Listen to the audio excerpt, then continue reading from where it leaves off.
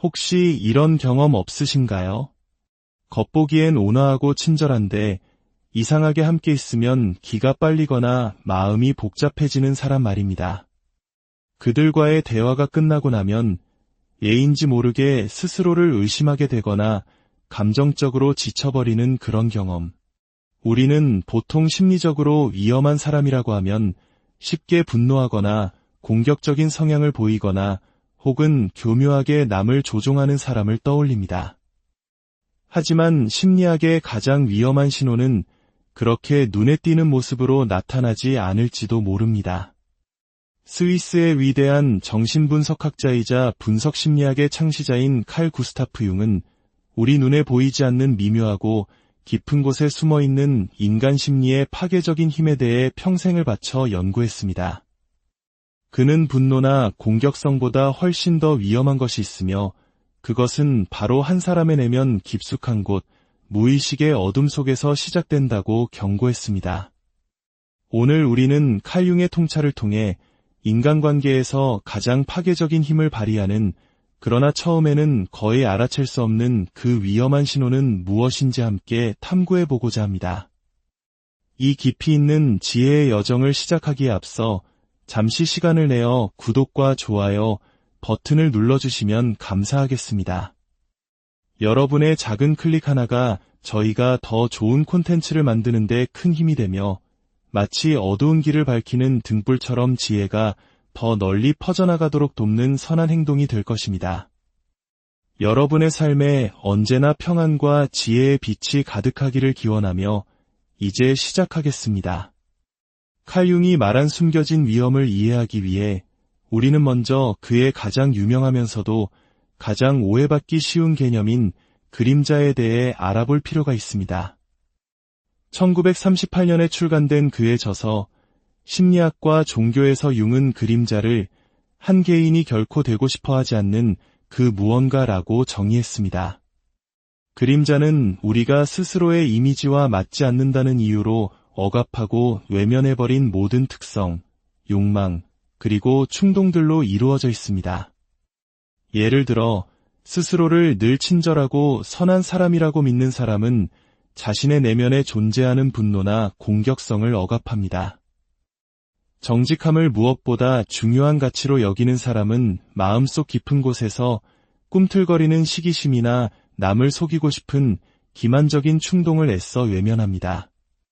우리 사회는 특히 한국 문화권에서는 정과 예의를 중시하기에 이런 부정적인 감정들을 드러내는 것을 금기시하는 경향이 강합니다. 그래서 우리는 더더욱 이런 감정들을 없는 셈치며 무의식의 창고 깊숙이 밀어 넣어버리곤 합니다. 하지만 칼 융은 이러한 억압이 결코 그 감정들을 사라지게 만들지 못한다고 강조했습니다. 오히려 그것들은 우리의 무의식 속에 살아남아 마치 보이지 않는 그림자처럼 우리를 따라다니며 힘을 키워나갑니다. 융은 그림자를 외면하는 것이 전체 인격에 도전하는 도덕적 문제라고 말했습니다. 만약 이 그림자를 계속해서 무시하고 방치한다면 그림자는 어느 순간 독립적인 인격체처럼 행동하기 시작합니다. 그리고 우리의 의식적인 자각이 없는 틈을 타 우리의 행동과 인간관계를 조종하며 삶을 서서히 파괴해 나갑니다. 이러한 통찰은 단순히 이론에서 나온 것이 아니었습니다. 수십 년간의 임상 경험을 통해 얻어진 살아있는 지혜였습니다. 융은 자신의 진료실에서 수많은 환자들을 만났습니다. 그들은 하나같이 자신들이 다른 사람들의 악이나 비난 때문에 고통받는 피해자라고 주장했습니다. 하지만 그들의 이야기를 깊이 들여다볼수록 융은 그들이 관계의 문제에 대한 자기 자신의 책임은 전혀 보지 못하고 있다는 공통점을 발견했습니다. 그들 안에 존재하지만 인정받지 못한 그림자가 보이지 않는 손처럼 그들의 외부 세계를, 즉 그들의 인간관계를 그렇게 만들어가고 있었던 것입니다. 하지만 융의 탐구는 여기서 멈추지 않았습니다. 그는 그 그림자가 무의식의 감옥에서 탈출하여 우리의 관계 속으로 스며들 때 과연 어떤 일이 벌어지는지에 대해 더 깊이 파고들었습니다. 그리고 바로 그 지점에서 진정한 위험이 시작된다는 것을 발견했습니다. 그림자가 단순히 내면에 숨어 있는 것을 넘어 투사라는 특정한 심리적 메커니즘을 통해 밖으로 터져나올 때 그 위험은 극대화됩니다. 융은 그에 져서 원형과 집단 무의식에서 투사를 이렇게 설명했습니다. 투사는 세상을 자기 자신의 알려지지 않은 얼굴의 복제품으로 바꿔버린다. 이것이 무슨 의미일까요? 우리는 다른 사람을 있는 그대로 보는 대신 우리가 우리 자신 안에서 부정하고 외면했던 모습, 즉 내 그림자를 비추는 거울로 상대를 보기 시작한다는 뜻입니다.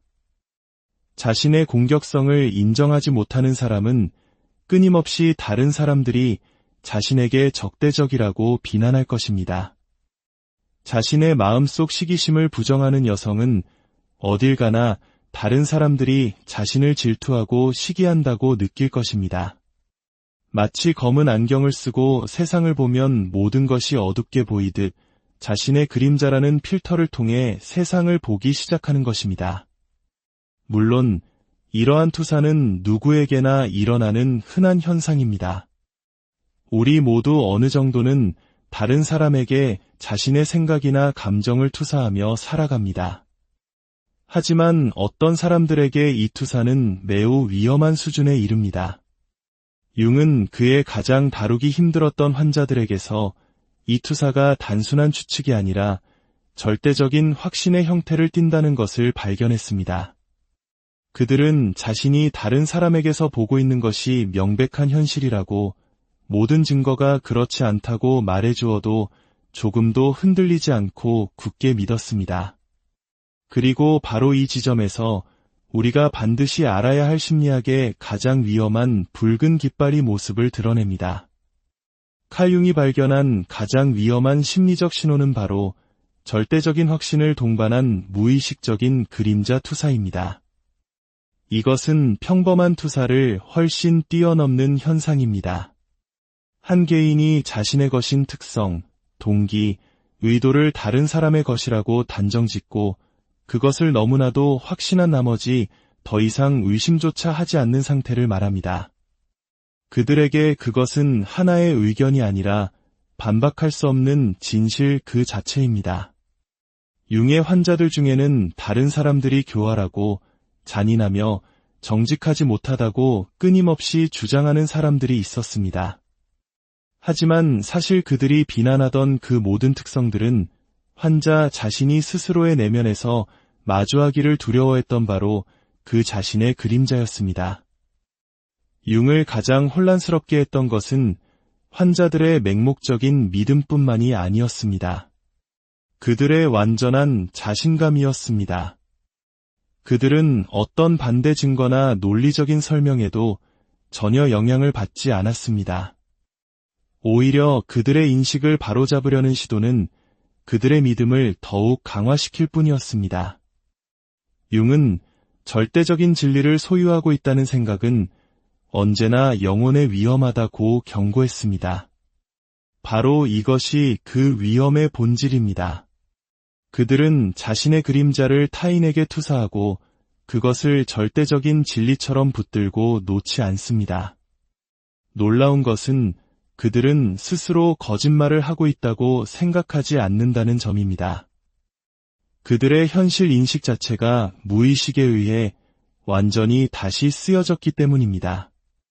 현대 뇌과학 연구는 이러한 현상을 뒷받침합니다.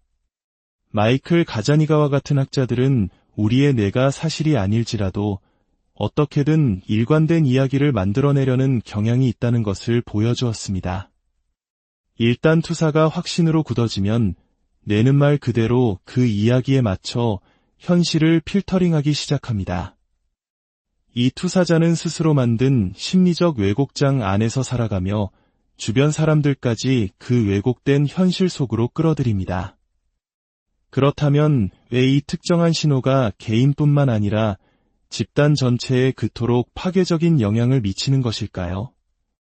융의 대답은 심리적이면서 동시에 사회적인 현상을 가리킵니다.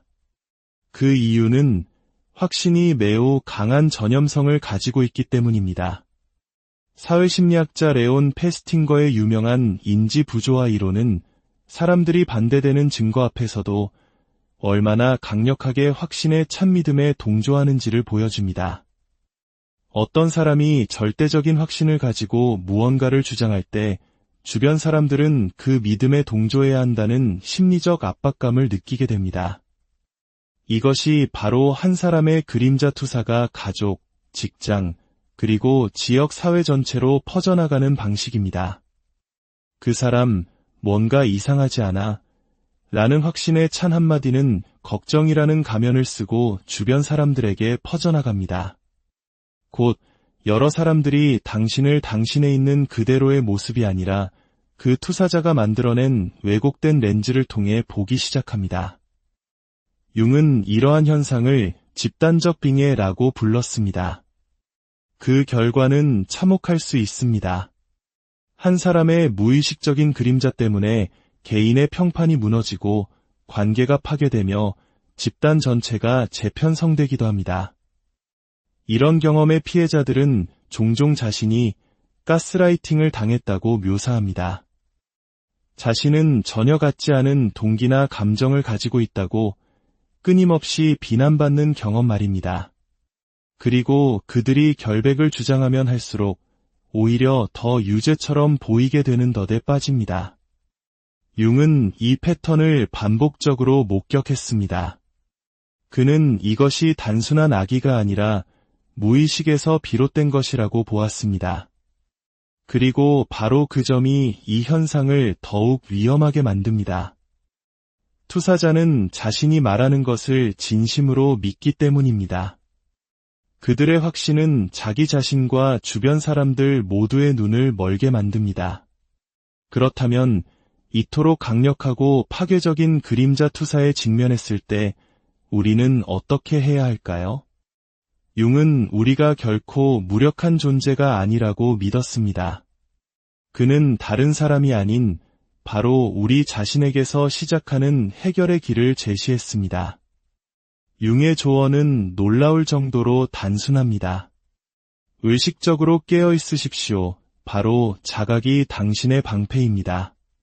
그는 자서전, 기억, 꿈, 사상에서 이렇게 썼습니다. 자기 자신을 있는 그대로 수용하는 것이야말로 모든 도덕적 문제의 핵심이며 삶을 바라보는 전체 관점의 축소판이다. 자신의 그림자를 받아들이지 못하는 사람들은 필연적으로 그것을 밖으로 투사하게 됩니다. 하지만 만약 당신이 그 투사를 있는 그대로 알아차릴 수만 있다면 당신은 더 이상 다른 사람이 만든 왜곡된 현실 속에서 살 필요가 없습니다. 실질적인 단계는 명확합니다. 첫째, 자신의 내적 경험을 신뢰하십시오. 만약 누군가가 당신을 묘사하는 방식이 당신 자신과는 너무나도 이질적으로 느껴진다면 당신의 현실 감각을 쉽게 포기하지 마십시오. 둘째, 상대를 설득하려는 유혹에 저항하십시오. 절대적인 확신에 빠진 그들은 어떠한 반대 증거에도 마음을 열지 않을 것입니다. 그들과의 논쟁은 당신의 에너지만 소모시킬 뿐입니다. 셋째, 경계를 설정하고 필요하다면 그 관계에서 물러나십시오. 융은 때때로 확신에 차서 투사하는 사람들로부터 물리적으로 거리를 두는 것이 유일하게 안전한 대응이라고 믿었습니다. 현대의 융 심리학자들도 이에 동의합니다. 투사를 알아차리는 것 자체가 그 힘을 무력화시킵니다. 위험은 비난 그 자체에 있는 것이 아니라 우리가 그 왜곡된 현실의 장안으로 끌려 들어가는 것에 있습니다. 의식적인 자각은 무엇이 당신의 것이고 무엇이 상대의 것인지를 명확하게 보도록 도와줍니다. 이것이 바로 융이 우리에게 남긴 경고의 핵심입니다. 인생의 가장 큰 위험은 다른 사람들의 어둠이 아닙니다. 그것은 바로 우리 자신의 무의식, 즉 깨어있지 못함 그 자체입니다. 칼 융이 경고한 심리학의 가장 위험한 신호는 노골적인 적대감이나 자기애가 아닙니다. 그것은 바로 절대적인 확신과 결합된 무의식적인 그림자의 투사입니다. 당신이 만약 누군가로부터 이런 신호를 마주하게 된다면 기억하십시오. 당신은 다른 누군가가 만든 왜곡된 세상에 참여할 의무가 없습니다. 당신의 현실을 지키고 당신의 온전함을 유지할 권리가 있습니다. 오늘의 이야기가 당신의 내면을 밝히고 더 건강한 인간관계를 맺어가는데 작은 등불이 되었기를 바랍니다. 여러분의 마음속에 언제나 맑은 자각의 빛이 함께하기를 진심으로